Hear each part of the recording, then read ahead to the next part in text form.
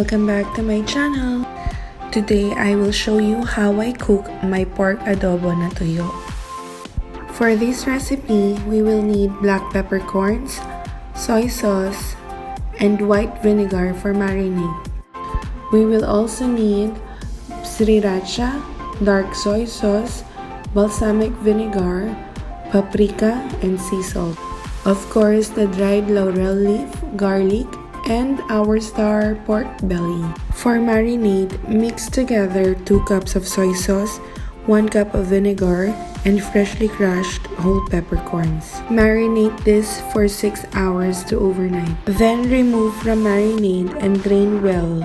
Do not throw the marinade as we will be using it later. I let this drain for about 30 to 45 minutes. Well, adobo is very vague and complex recipe, so each one of us has their own version. Now, in a hot pan, sear the marinated belly without using oil. Dito natin gagamitin yung prituhin sa sariling mantika. Sear each side of the meat for 2 minutes. This process is called searing or browning, where we seal the marinade and giving a little crust to the meat. Please comment down below your favorite adobo recipe. Gusto niyo ba yung chicken or liver or pork and chicken? Or adobo sa gata, adobong sitaw? Anyway, continue this process until ma-sear lahat ng sides of the belly. Ingat lang sa mga talsik, masakit. Set aside all the seared meat. On the same pan, put around 1 teaspoon of whole peppercorns and 1 whole crushed garlic. Saute for a few minutes, then put back your pork belly. Cook for about 2 minutes, then mix in half of the marinade. Cook for about 10 minutes or until it boils.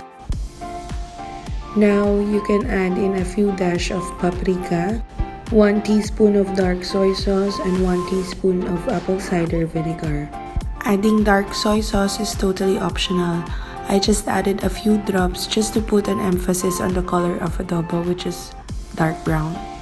Then add in your dried bay leaves. Huwag masyadong madami guys ha.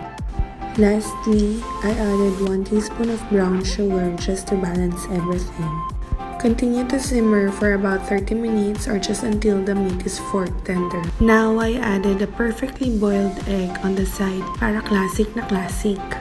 For adobo, I like to eat it the day after para kapit na yung flavor. I hope you'll give this recipe a go and try it with your family and friends. And if you liked this video, please give a thumbs up and don't forget to subscribe and click the notification bell so you'll get notified when I upload new recipe. Always remember, just cook it. Until my next video, ta-ta!